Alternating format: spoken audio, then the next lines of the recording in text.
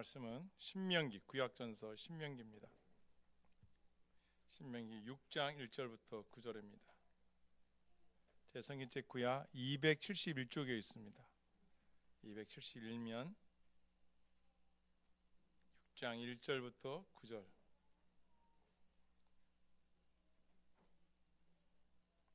제가 한 절, 여러분이 한 절 이렇게 교도하시겠습니다. 이는 곧 너희 하나님 여호와께서 너희에게 가르치라고 명하신 명령과 규례와 법도라. 너희가 건너가서 차지할 땅에서 행할 것이니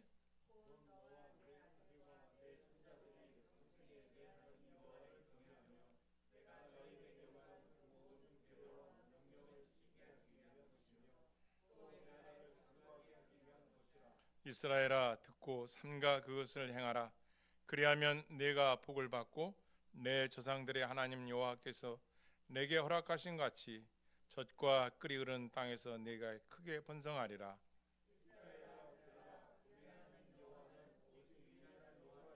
너는 마음을 다하고 뜻을 다하고 힘을 다하여 내 하나님 여호와를 사랑하라. 내 자녀에게 부지런히 가르치며 집에 앉았을 때든지 길을 갈 때든지 누워 있을 때든지 일어날 때든지 이 말씀을 강론할 것이며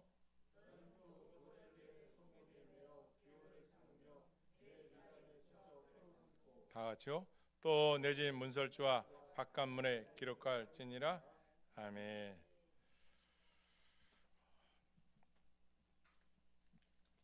자녀를 제자 삼아 가르치는 복음의 원리라는 말씀을 가지고 하나님의 말씀을 증거하도록 하시겠습니다.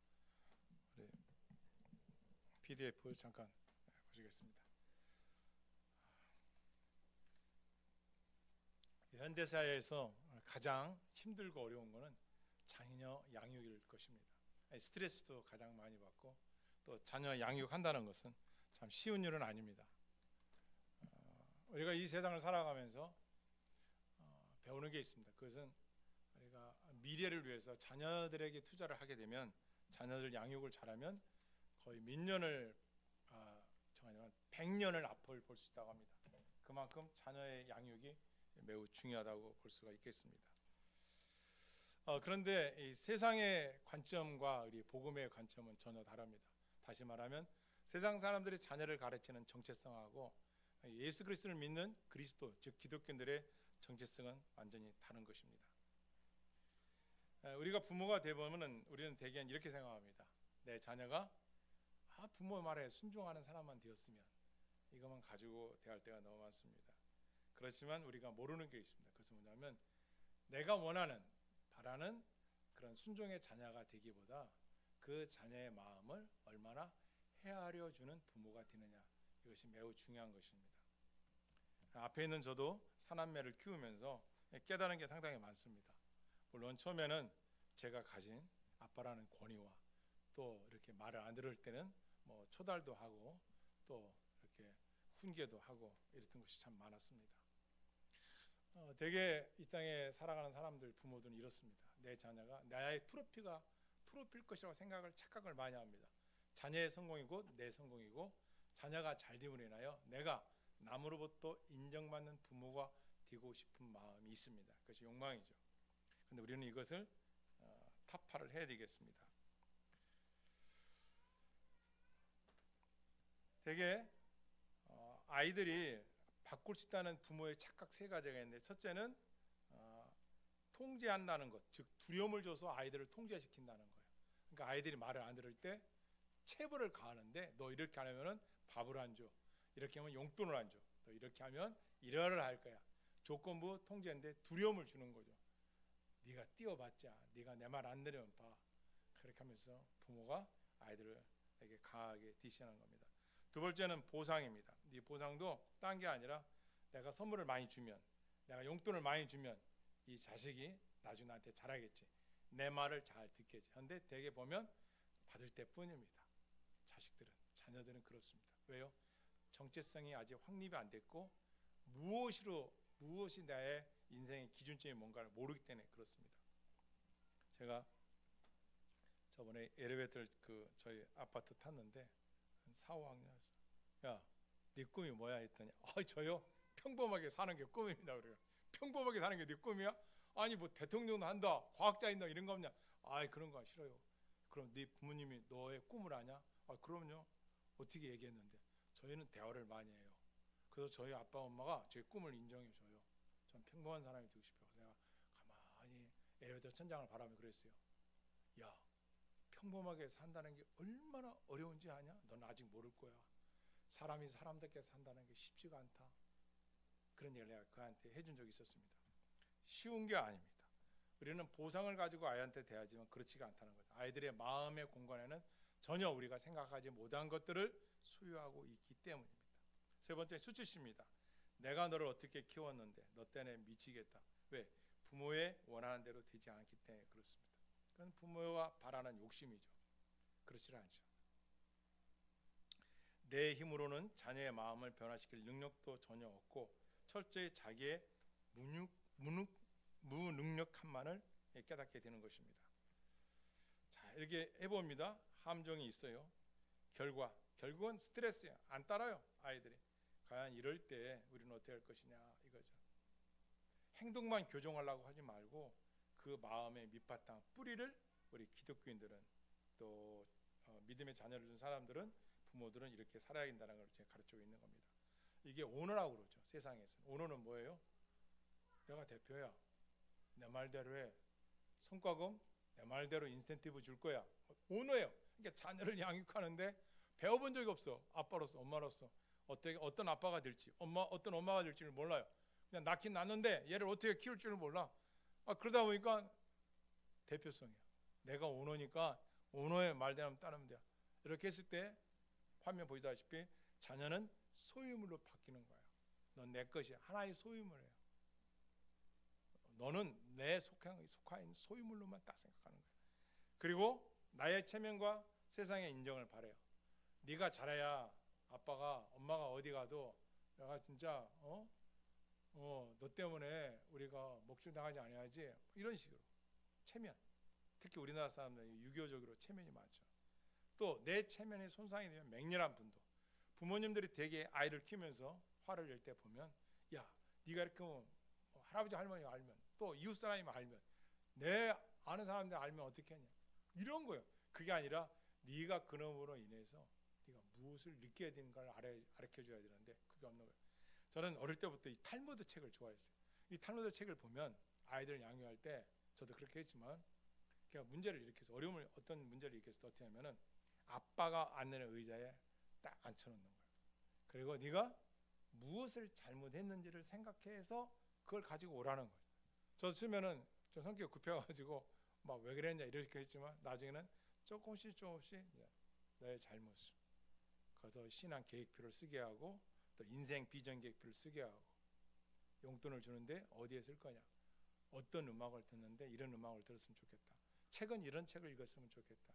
그날 하루 24시간 읽어야 할 책, 읽은 책, 독후감, 용돈 관리, 시간 관리, 또 친구 추천, 어떤 친구를 만날 것인지, 그 친구의 장점은 뭐고 단점은 뭐고, 너의 장점은 너의 단점은 뭐고, 이런 것들을 12가지, 10몇 가지를 해서 그걸 쓰게 했어요.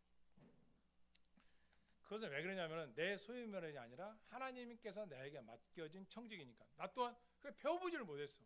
내가 아이들을 4명을 어떻게 가르치를 모르니까 저는 지혜를 얻기 위해서 책을 읽어야 되고 성경을 읽어야 되고 하나님 앞에 구해서 그런 것들을 맞는 거죠. 그리고 결혼할 때 선물로 주는 거죠. 그래서 둘 줘서 보냈어요. 그걸 보고 내가 이렇게 키운 거에 대해서. 왜 그러냐? 자칫하면 부모의 속상한 것 때문에 아이들한테 화풀이가 되고 아이들의 체면을, 아이들의 인격을 깎을 수가 있기 때문에 그렇습니다. 부모의 역할은 뭐냐? 이게 대사라는 뜻이거든요. 소유주 오너가 아니라 대사라는 뜻은 뭐냐면은 하나님이 나에게 청지기로 자식을 맡겨주었다는 거예요. 그러니까 맡겨줬으니까 내 뜻대로 가르치는 게 아니라 이 자식을 하나님이 원하는 사람으로 세워나가야겠죠. 그것은 뭐냐면 따라했습니다. 자녀는 창조주 하나님의 소유이며 나는 대리인일 뿐이다. 대리인. 이건 뭐요? 우리가 하나님으로부터 부여받은 너의 자녀를 주신 것은 그 자녀들에게 너의 가정을 준 것은 이 가정을 네가 하나님 말씀대로 이렇게 영위하고 가꾸고 보호하고 일으키고 세워나가는 것이죠. 목적이 확실히 있죠. 하나님의 뜻과 계획대로 하라는 것이죠. 실패를 대했을 때도 복음을 전할 은혜의 길을 삼아라.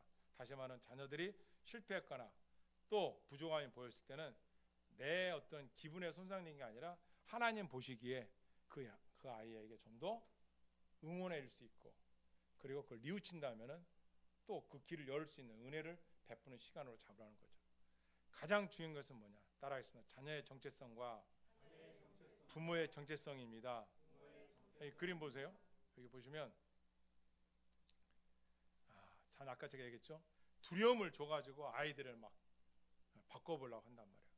그런데 아이들이 성장하면 이제 머리가 커나면 끊어져 버리는 거죠. 안 듣죠. 두 번째, 보상심리. 되게 이제 그 부모와 자식들 그 가정을 이렇게 보면 자녀들이 되게 순종하고 다 듣는 거 보면 첫 번째가 아내가 남편에게 존중하는 거. 저도 그 대학교 가니까 그걸 가르치더라고요. 아내가 남편에게 존중하는 자녀들은 자녀들도 순종을 잘한대요. 그런데 아내가 남편한테 막 대들면 애들도 우리 아빠는 별거 아닌가 봐. 엄마가 막 하네. 나도 막 해야 되는가 봐. 무의식 중에 그럴 수 있는 퍼센트가 있다라는 것이죠. 그걸 가르쳐 주더라고요. 두 번째, 보상심리. 돈으로 선물로 사랑이 없이 그런 것들은 그때뿐이라는 것이죠. 보상이라는 게. 그래서 보상은 어떻게 보면 냉정해야 돼요. 뭐냐? 잘했을 때에 승화시키는 거. 그쪽으로 자꾸만 더 탄력을 볼 수 있도록, 더 잘할 수 있도록 밀어주는 거고, 잘못했을 때는 격감을 시켜야 되겠죠. 거기에 대한 체벌이 있어야 되고, 거기에 대해서 그 아이가 반성문을 쓴다거나 자기를 돌아볼 수 있는 기회를 많이 만들어줘야겠죠. 보상도 바람직하지 않다. 수치심도 마찬가지예요. 이런 것들은 자녀들을 올바른 양육할 수가 없다는 것이죠. 그런 참된 양육은 뭐냐? 가장 중요한 거요. 내 힘으로 바꿀 수 없는 아이들을 하나님 앞에서 내가 인정을 하고, 하나님, 이 아이를 하나님의 자녀로 양육받게 해주십시오. 어떻게 하겠어요? 그렇죠. 내게 있어서 하나님 주신 좋은 달란트와 내게 주신 좋은 성품들을 가지고 그것이 끊이지 않도록 자녀들에게 그 가정에서 노력을 해야 되겠죠. 누가? 부모가. 밭을 만들어놓은 거예요. 부모가. 소중한 겁니다. 두 번째로는 하나님의 은혜가 없이는 이 아이들을 내가 가르칠 수 없다는 걸 인정하니까 하나님의 은혜 속에 이 아이를 성장시키기 위해서 옛날에는 선교원이 있었거든요. 거기 아이들 보내고. 왜? 내가 갖지 못한 좋은 것을 저 선교원 여사 선생님들이 갖고 있어. 그게 아이한테 그게 물러갈 수 있도록. 또 제가 책을 읽어보니까 와, 나보다 뛰어난 사람, 그 탈무드에 보니까 좋은 스승이나 또 좋은 그 존경하는 사람들을 집에 초청해서 과일을 대접하면서 자녀들 앞에서 대화를 하더라고요. 그러니까 그 대화 속에서 아이들이 자라나는 거예요. 좋은 대화를. 모였는데 순 연속궁 얘기하고 누구 비난하고 세상 사람들 욕하고 막 이런 것만 하면 애들도 크면서 안 듣는 것 같지만 그런 아이로 핑계대고 거짓말하고 속이고 비난하고 비평하고. 그런데 좋은 분들이 와서 대화를 들어보니까 와, 인생은 아름다운 것이고 왜 아름다운 것이냐, 와, 감사와 고마움이 있고 이런 걸 아이들이 그 좋은 사람들한테 양질의 꼴을 내가 줄 수 없으니까 받는 거예요. 그걸 듣는 거예요. 그래서 저도 제 동기 목사님 중에 저도 한 20년 가까이 차이 나는 후배예요. 그런데 너무 탁월해. 그래서 저희 자녀들 그분을 만나게 해서 이야기도 듣게 하고 그분의 가르침도 배우게 하고 그분의 쓴 책도 읽게 시키고 독후감도 쓰게 하고 저 양질이 자라나요. 저뿐이겠어요. 많은 사람들이 왜 그렇게 키워야겠어요? 부모라고 해서 내가 다 갖추고 인격적이고 완전한 사람은 없어요. 내게 부족한 부분들을 좋은 양질의 사람들 불러요. 그것이 옛날에는 학교 선생님하고 목사님들이었죠. 가정신방 가서 그렇게 하는 거죠. 그래서 아이들이 접하는 거예요. 아, 이런 세계가 있구나. 이렇게 살아가는구나. 이런 것들을 접목시켜 줘야 돼요. 그것이 부모가 해야 할 노력인 거죠. 그러면은 우리는 어떻게 해야 되는가? 예배자로 아이를 키워야 되는 거예요. 부모의 권위를 부정하고 내 마음대로 하고 싶은 것을 잠깐만 아이들이 부모를 권위를 부정하고 제 뜻대로 하려고 했을 때 그것을 마찰을 일으키지 않고 통제력을 가지고 하나님 앞에 예배제로 세워나가도록 가르쳐야 되는 거예요. 그것이 뭐예요? 가정에서의 예배. 부부가 예배 드리는 가정. 아이들 앞에서. 그리고 성경을 같이 피고 읽고 찬양을 부르고 그런 아이들을 양질의 환경 속에서 자란 아이들은 머릿속에 그게 완전 자양문 베이스 캠프가 되는 거죠. 그냥 성장하면서 남아있는 거예요. 언젠가는 교회 가는 거예요. 언젠가는 아무리 힘들어도 포기하지 않아요. 하나님 나를 위해서 기도하고 나도 하나님께 우리 엄마가 우리 아빠가 기도하는 모습이 있었는데 하는 거예요. 나도 모르게 닮아가는 거예요. 그래서 오전에도 설교했지만 온유함을 가르쳐요. 온유함. 이게 뭐냐면요. 부드러운 마음, 따뜻한 말씨 이게 아니라 헬라 언어에 보면 강력한 절제력이에요. 내가 화내고 싶은 거, 내가 막 쏟아내고 싶은 거, 아이들한테 꾸중하고 싶은 거를 강력하게 절제하고 너는 왜 그렇게 하게 된 거야? 이렇게 물어봐주는 이런 태도를 말하는 거예요. 그게 온유함을 주는 거예요. 그리고 이 세상에서 부모가 너를 가장 많이 사랑한다는 것, 이 자부심. 누가 뭐라 해도 나는 네 편이야. 누가 뭐라 해도 나는 항상 너와 함께 있어. 이런 것들을 늘 심어줘야 되는 것입니다. 도덕성 훈련이 아닌 은혜의 구출 작전. 그들의 영적 맹인 자기 기만으로 살아갈 때, 또 그들의 임무를 잊어버렸을 때, 그들이 갇혀질 수 있잖아요. 자기 생각에. 그랬을 때 그 아이에게 돌출구, 돌팔구가 할 수 있는 길이 어디냐? 하나님 앞에 기도하고 예배자로 살아갈 수 있는 말씀의 양육이라는 거죠. 오늘 신명기는 그걸 가르쳐 주는 거예요. 지금 신명기는요 이 뜻입니다. 지금까지 이스라엘 백성들에게 하나님이 가르쳐준 모든 것을 이제 종합한다. 다시 한번 가르쳐준다. 왜 그럴까요? 가나안 땅에 들어가야 되는데 지금 가나안 땅에 들어가야 되는데 무기를 만들라. 무엇을 준비하라가 없어요. 말씀을 가르치라는 거예요. 왜 그럴까요? 이제 가나안 땅에 들어가면은 접해보지 못한 우상 숭배자들과 또 그 쾌락과 유혹이 넘실댈 텐데 거기서 어떻게 이스라엘 백성들이 살아나갈 수 있느냐 이거예요. 거기 안 빠지려면 하나님의 말씀을 강력하게 배워야 된다 이거예요. 그럼 신명기 보겠습니다. 4절 한번 읽겠습니다. 시작. 이스라엘아 들으라 우리 하나님 여호와는 오직 유일한 여호와시니 같이요. 너는 같이 읽겠습니다. 시작. 5절. 너는 마음을 오늘 내가 네게 명하는 이 말씀을 너는 마음에 내 자녀에게 부지런히 가르치라. 왜 그랬을까요? 자녀들 때에 가르치지 않냐면 나중에 커서 가르치려면 힘들어요. 그래서 어렸을 때부터 하나님의 말씀으로 양육하라는 거예요. 양육하라는 거예요. 먹을 때나 마실 때나 걸을 때나 끊임없이 그걸 가르치라는 거예요. 왜요? 어렸을 때 그 아이들에게 말씀을 가르쳐주면 그 말씀이 생명이 있기 때문에 그 생명이 그들을 이끌어가게 되는 거예요.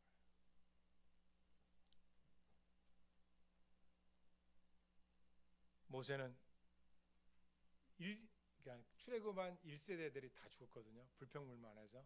그리고 여호수아, 갈렙, 모세만 남았어요. 그리고 2세대만 남았어요. 이제 그 2세대들이 광야 40년을 마치고 이제 눈앞에 요단강 건너 가나안 땅을 바라보고 있어요. 지금의 이스라엘 땅 바라보고 있는데 거기서 이 신명기 말씀을 지금 가르치는 거예요. 모세에게 모세야 이 말씀을 가르쳐라. 너는 부지런히 이 2세들에게 말씀을 끊임없이 양육해서 가르치라고 가르치고 있는 것입니다. 그렇다면 우리가 복된 가정을 이루기 위해서는 과연 어떻게 해야 되는가? 그것만 말씀 전하도록 하겠습니다. 그 엘리자베스 엘리엇이라는 사람이 있습니다. 이분이 복음의 원리적으로 자녀를 양육하는 방법을 봤는데 첫 번째가 희생적 권위와 본보기가 되라 이거. 희생하는 부모가 되라 이거. 희생하는. 남녀가 결혼하면은 가정을 이룰 때 어떻게 해요? 가정의 책임자가 되는 것이죠. 그런데 그것이 희생 없이 되겠습니까? 노력해야 되겠죠. 수없이 노력해야 돼요. 저도 첫 아이가 낳았는데 예뻐요. 아빠라고 했을 때는 이 세상이 다 내 것인 줄 알았어요. 너무너무 행복했어요. 근데 그렇게 좋아하는데 응아를 하니까 이거 냄새가 나가지고 난 이렇게 밀었어요. 야야 엄마한테 가 이렇게 밀었는데 우리 아내는 얘를 안고 뽀뽀하고 가서 씻겨가지고 나오더라고요. 이야, 아빠는 이던데 엄마는 또 다르구나. 참 부끄러웠어요. 예쁠 때는 좋아하는데 응아했을 때는 멀리하고. 그게 아니라는 것이죠. 본보기가 되라. 희생할 줄 아는 부모가 되라는 거예요. 권위만 내세우지 말고 끊임없이 부부가 자식을 양육하고 하는데 희생해야 되는 거예요. 이것이 첫 번째 원칙이라는 거죠. 그리고 아버지가 아침에 일어나면 새벽에 먼저 일어나서 그 가정에서 무릎 꿇고 기도하니 자식들이 그 모습 보면서 어떻게 했어요? 우리 아버님은 하나님께 기도하는 사람이구나. 이런 것들이 그들에게 쌓여지는 거죠. 심지어 어떻게 해요? 그 아이들을 볼 수 있도록 또 가르쳐야 된다는 거예요. 그래서 첫 번째가 희생적이어야 된다. 두 번째가 뭐냐? 자식들에게 신뢰와 정직을 보여주어야 합니다. 이게 참 중요한 겁니다. 신뢰와 정직이에요. 어느 날 맹자 유익집에서 돼지 잡는 소리가 들렸습니다. 그러니까 맹자가 어머니한테 물어요. 어머님, 저 돼지가 왜 우는 거예요? 그리고 왜 돼지를 잡는 겁니다, 이웃집에다. 그러니까 이 맹자 어머니가 지나가는 말로 너 주려고, 저 돼지 잡는 건 너 주려고 잡는 거야, 이렇게 말을 했다고 합니다. 그랬는데 그날 저녁에 농담처럼 말한 이 맹자 어머니가 내 자식의 거짓말한 걸 깨닫고 가가지고 돼지고기를 진짜로 사가지고 와서 삶아줬다는 거예요. 왜? 내 자식에게 그때는 거짓말을 했지만 얘가 앞으로 내가 거짓말한 걸 알고 얘도 거짓말하면은 인생을 어떻게 살아갈까? 그러니까 이 엄마가 직접 가서 돼지고기를 사다가 줘서. 증자, 공자의 제자 증자도 그런 일이 있었습니다. 증자의 아내가 시장을 이제 가려고 이렇게 준비했어요. 그러니까 이제 뭐 요즘에는 마트를 가려고 딱 하는데 아이들이 따라오는 거죠. 때를 쓰니까 얌전히 집에 있으면 내가 돼지를 잡아준다 이렇게 얘기한 거예요. 그리고 그 아내가 돼지 잡아준다 하니까 아이들이 막 좋아가지고 엄마는 안 따라가고 엄마는 시장을 갔어요. 근데 엄마 시장 갔다 와 보니까 막 연기가 모락모락 피고 뭐 삶고 있어요. 여보, 증자한테 물어봐요. 여보, 지금 뭐 하는 거야? 돼지 잡고 있는데. 누구네 돼지요? 우리 집 있는 돼지 잡았지. 아니 그 돼지를 왜 잡았어요? 했어요. 당신이 시장 갈 때 애들한테 뭐라고 하고 있어? 너희들이 나를 안 따라오고 집에 있으면 돼지를 잡아준다고 하지 않았느냐? 이 약속 같잖아. 근데 당신 돼지 안 잡아왔잖아 지금. 그럴 줄 알고 내가 돼지 잡아놓은 거야. 그 아내가 화를 내려고 하는데 증자가 이렇게 말하죠. 여보, 당신이 자식들에게 거짓말을 하면 저 자녀들은 당신과 나를 속일 것이 아니오. 그래서 돼지를 잡은 거야. 약속을 지킨 거야. 왜? 부모의 언행 심사를 보고 아이들이 따라하기 때문에. 그래서 부모는 그 자식의 교과서라는 거야. 교과서. 저도 마찬가지고 여러분도 마찬가지. 우리의 뒷모습을 보고 자라지 우리가 앞에서 쫑알쫑알 낸다고 해서 애들이 듣겠어요. 앞에 넣어도 마찬가지. 쉽지가 않죠. 마중지붕이라는 말이 있습니다. 쑥 있죠, 쑥. 우리 칼국수 먹을 때 넣는 쑥. 그것도 인삼밭에다가 심어놓으면 이 쑥이요 지멋대로 자라고 싶어도 옆에 있는 삼이 빤듯이 자라니까 자기도 빤듯이 자란다는 거예요. 쑥이. 신기하죠. 내 아들이, 내 딸이, 나의 자식들이 누구와 함께 살아가고 있는가가 중요한 거예요. 인격도 지성도 그의 성품도 본받게 돼 있는 거예요. 근목자 흙이라는 말이 있어요. 붓이 먹을 가까이 하면 검어지게 돼 있는 거예요. 내가 아무리 옳게 바르게 살고 싶어도 내 주위 환경이 악하고 더럽고 추하고 세상 타락적인 것에 있으면 타락될 수밖에 없어요. 다는 그렇지는 않지만. 그래서 우리는 항상 자식들을 양육하고 자식들을 훈계하면서 가르쳐야 할 것이 그 자식에게 어떤 환경 속에 있는가가 그렇게 중요한 거예요. 그 옆에 누가 있냐? 안 그렇겠어요? 아니 쑥도 지 맘대로 자라다가 산 옆에 갔더니 그 애들 본받아가지고 저도 쑥쑥쑥 이렇게 반듯하게 자라더라는 거예요.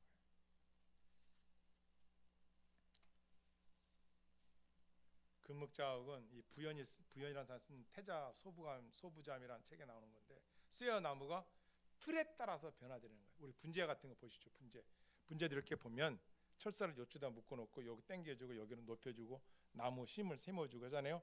얘가 치면 삐뚤어졌다가 나중에는요 이게 풀어지면요 아름다운 모양으로 바뀌어요. 그런 분재가 몇십만 원, 몇백만 원, 몇천만 원 가는 거예요. 잡아주니까. 틀을 말하는 거예요. 때로는 우리가 부모로서 자식의 양육에 실패했다고 느꼈을 때라든가 포기하고 싶을 때라든가 그럴 때는 또 어떻게 해야 되는가? 걱정하지 마십시오. 그것은 우리 힘으로 되는 게 아니라 하나님께 다시 맡겨야 됩니다. 따라서 하나님께 자녀의 미래를 맡겨야 합니다. 의택한다는 거예요. 자녀한테 맡긴다는 거예요. 내가 부모로서 자식에게 해줄 수 있는 게 뭔가? 끊임없는 기도와 다시금 나는 그한테 변하지 않는 사랑을 쏟아붓는 거예요. 에레미야 애가서를 보면 이렇게 되어 있어요.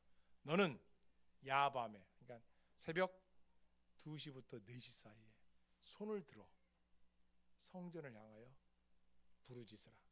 그 누구 때문에? 너의 자식들을 위하여 울라. 이렇게 되어 있어요. 자녀들을 위해서 그렇게 힘쓰라는 거예요. 부모가 돼서 그냥 잘 자라겠지 이렇게 놔두는 게 아니라 내게 난 그 자식을 위해서 너는 야밤에 일어나서 너의 자식들을 위하여 기도하라요. 제 주위에 참 지혜로운 분들이 좀 있어요. 그분들은 저한테 이렇게 기도를 부탁해요. 나보다 내 자식을 위해서 기도해 주세요. 그것도 넘버 이렇게 얘기해요. 넘버 말하지 않겠어요? 이렇게 기도해달라는 거예요. 와, 기적이 일어났어요. 다 말할 수는 없지만 왜요? 그 부모가 자식에 대한 그것이 어디 가서는 게 아니라 목사님 우리 자녀를 위해서 기도해 주세요. 그럼 저는 약속을 했어요. 그러면 야밤에 일어나서 눈을 떴을 때 주여 막 이게 거의 넘버 완이로 와다 돼요. 내가 약속했으니까 막 또 기도를 하게 돼요. 가만히 생각해 봤어요. 이야 이거 부모님이 기도하는 자식들이 얼마나 잘 될까? 성경 읽어봤잖아요. 그게 지혜로운 부모인 거예요. 어리석은 자식들은 기도하는 부모, 돈이 없고 백이 없고 옷 못 입고 잘 못 먹고 집이 없고 그거 보면 안 돼요. 내 부모가 그런 게 없어도 기도하는 부모냐면은 나는 만군을 가진 거야. 할렐루야. 이름 말할 수 없는 보배를 갖고 있는 거야. 그것보다 얼마나 귀해요.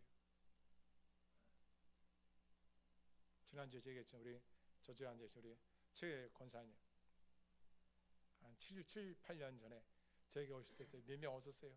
근데 항상 저한테 목사님 교회가 많이 부흥될게요. 사람들도 많이 올 거예요. 아니 지금 카풀 해가지고 올 때도 한 분 타고 오고 갈 때도 한 분 타고 가는데 저한테 차에서 내릴 때면 그렇게 얘기하는 거예요. 근데 진짜로 그 기도대로 이사도 오고 성도도 늘어나고 할렐루야. 소망 중에 살아가는 말씀을 맺히겠습니다. 우리는 언제나 자식을 양육할 때 사랑의 기반을 둔 훈련과 징계 그리고 질서가 있는 삶을 타인을 위한 배려심을 가르쳐주고 늘 마지막으로 영적 훈련 예배 이거 상당히 중요합니다. 예배의 삶을 살 수 언제 그 자녀가 혼자 있을 때 예배할 수 있는 자로 성장시켜 나가는 거예요. 그러니까 평상시에 부모들이 어떻게 해요? 자식들하고 성경을 읽고 같이 읽은 것을 나누고 그런 자녀는요 흔들림이 없어요. 어떤 상황 속에도 하나님은 내 편이라는 거예요. 제가 신학교 갈 때 그 말씀 여호와는 내 편이라 시편에 있는 말씀 여호와는 내 편이신데 내가 누구를 두려워하고 내가 누구와 비교할 수 있겠는가? 감사하며 나가는 거죠. 이 시간 그러면 기도합시다. 자식들을 양육할 때 그동안 우리는 내 뜻과 내 의지로 했다면 자식들만 아니라 가정 하나님이 내게 주신 이 가정을 이제 내 뜻과 내 계획이 아니라 하나님의 뜻과 하나님의 말씀대로 양육하고 섬기는 부모가 되겠습니다. 그런 각오로 주여 한번 부르기도 합니다.